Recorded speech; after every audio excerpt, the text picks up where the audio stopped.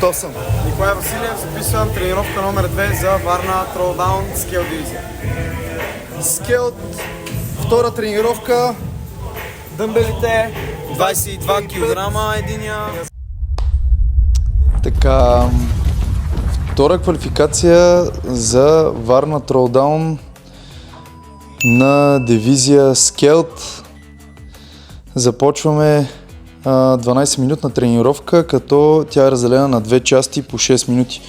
Първите 6 минути имаме 20 преминавания с два дъмбела, хванати, не фронт-трак, в ръце, през кутия, 60 см стандарт за мъжете с 2 по 22,5 дъмбели.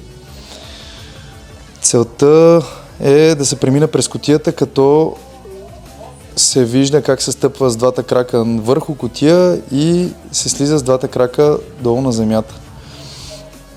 Така Ники започва, вече са минали 40 секунди и той е направил 10 броя. Бреква, за да почине малко и продължава напред. Така бая трудно му е тук да направи преминаванията, защото той е нисък. Кутията е висока, лек е, дъмбелите са му тежки и общо взето смърт. Може би това му е най-лошия резултат тренировка. Не може би, а това му е най-лошия резултат тренировка. Така, направи втори брейк на първите 20 на 14 броя.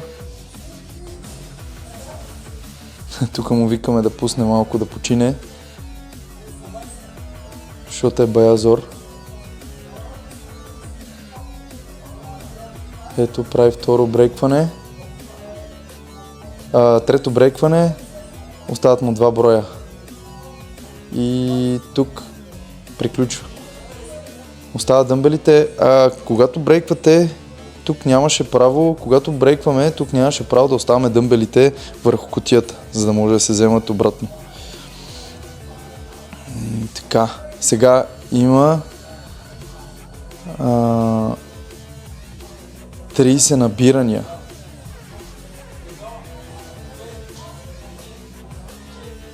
Никакъв проблем, бътърфлай набирания. Условието е брадичката да мине над лоста, а долно положение да стигне до пълна екстензия от лактите. Плана му е да направи 2 серии. Първата серия направи 16 броя, сега ще премине към втора серия. Ако не се лъжат, да, така беше. Какво беше интересно на тази тренировка? Как минават отпред пред камерата. 29-30. Супер. Добре. Тай брейк на 3 минути и 8 секунди. Интересно беше на тази тренировка, че беше много хват. Адски много хват. И сега в остатъка от тези 6 минути трябва да направи максимален брой преминавания през кутия. Виждате колко много се затруднява, когато се стъпи с единия крак, колко много се привежда. Все пак той е 61 кг, тия 50 кг и топ 22,5 на ръка. Зорно. Тук Ники Молов загрява до него.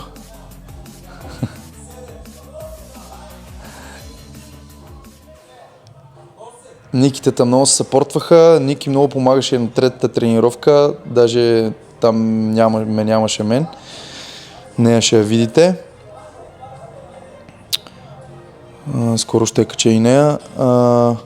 Много съпортваше Ники Молов, като цяло той му беше един от таргетите, който трябваше да гони, защото и Ники Молов е лек атлет, може би 70 и малко килограма е. И взето той ни беше като таргет, който трябваше да гоним с Ники. С Ники Бореца. Така, тук нямаш право да стигаш до отказ. Просто не можеш да си позволиш преминаванията през кутията да стигнеш до отказ, защото след това много дълго време възстановяване, докато тръгнеш за следващи повторения. Направи си много добри накъсвания, просто общо взето, каквото можеш да вземе тук в тази тренировка я взе. Както виждате, поставят последни 50 секунди до края, вече неистова болка, почва да излизат всички мускули на врата, на шията, почва да прави доста физиономии, защото по някое време много трудно се държат дъмбелите. Една грешка, която видяхме малко по-късно е, че всъщност той не хваща дъмбелите с ключов хват, което е много сериозен проблем, действителност. По-добрият вариант беше да си ги държи на ключов хват. Казва обаче, че не са му удобни за ключов хват. Василен му казва, че остават 10 секунди и трябва да настъпи. Може да изкара последни репове.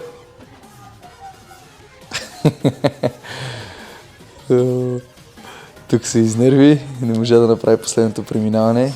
Готвиме се за втората част на тренировката. Вторите 6 минути всъщност за установяване на One Rep Max на изхвърляне. На загрявката стигнахме до може би стигнахме до първата тежест, която ще правим изхвърляне. В случая беше 70 кг, както сме сглобили и сложили лоста вече за изхвърлянето. По първоначални планове трябваше да започнем първото изхвърляне на 8 минута. Сега, както виждате, наближава вече 7 минута. Тук усещането е много приятно. Всъщност нищо не усещаш. В ръцете краката не са чак толкова изморени, поне при мен така се усети. Не бяха чак толкова изморени самите крака, по-скоро захвата, губиш представа изобщо какво се случва с лоста. Сега, доколкото смея да твърдя, имаме добри движения олимпийски, и аз и той, но като хванеш тук лоста, в първия момент си какво се случва? Оле-мале. Ето, разтягам малко предмишника, защото, както ви казах, умората не е толкова аеробна, колкото по-скоро е локална. Тук в предмишниците, ръцете и той в известна степен всъщност и в краката. Ще видите защо. Така, наближаваме 8-та минута или таргет, времето, което трябваше да изпълним първото изхвърляне. Както казах, започваме на 70 кг. Тежест, която при него е горе-долу 85 от One Rep Max му. 70 кг, никакви проблеми. Както виждате, обаче при изхвърлянето не успява да се разгъва, не може да отвори краката, защото има известна степен умора в краката, което е много важно нещо тук за поемането на лоста над глава. Така, слагаме 74 кг на лоста, по 2 кг от страна. 74 и влизаме в 9-та минута. Остават още 3 минути до края и планировката е да направим още 2 опита. Един успешен, почивка и втори успешен. Въждето по това време, малко преди това и след това, яко се снимаше. Жорката Алексиев даже отстрани. XP мембари отстрани също ще записват. 9:30. Втори опит, 74 кг, успешен опит.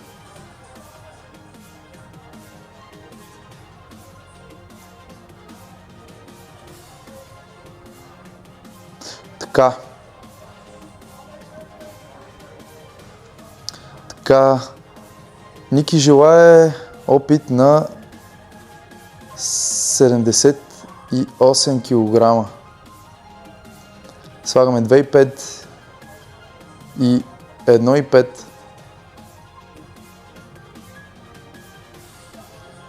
Общо взето се приготвя за един последен опит. Надъхва се. Така.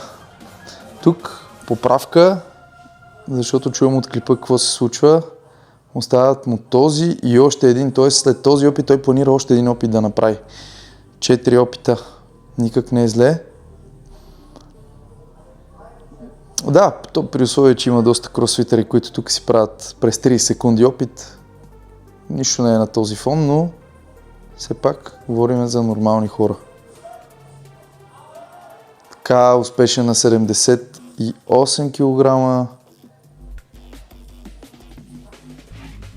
Сега да видим какво искаше. 80 кг. Така, това е тежест, която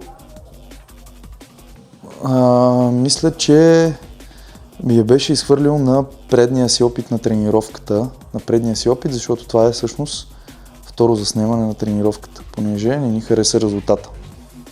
Ние сме едни от тези, които снимаме по 1-2 пъти от тия пусита, дето виждат резултата и после презаписват. Така. 11:30 и 8 секунди. Приготвяме се за последен опит. Последни 15 секунди. 80 кг на щангата. Да видим сега дали ще бъде успешен. И по-скоро не, защото няма достатъчна височина, но все пак ще направи още един опит, вече няма никаква сила. И край на тренировката. Това беше квалификация номер 2 за Варна Throwdown на скелт. Очаквайте следващия клип с третата квалификация. До скоро!